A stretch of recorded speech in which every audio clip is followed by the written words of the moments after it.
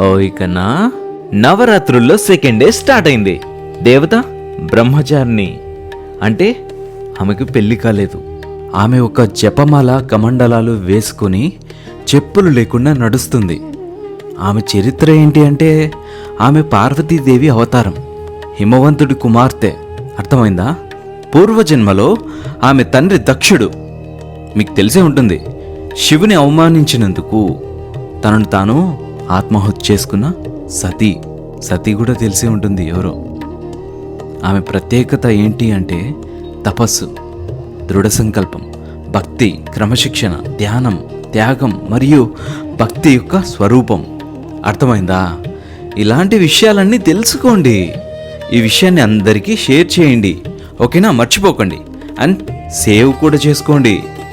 And ఇంకా తెలియని వాళ్ళకు తెలియజేయండి. మర్చిపోకండి. ప్రతిరోజు ప్రతి దేవత గురించి చెప్తూ వస్తాను, ఓకేనా?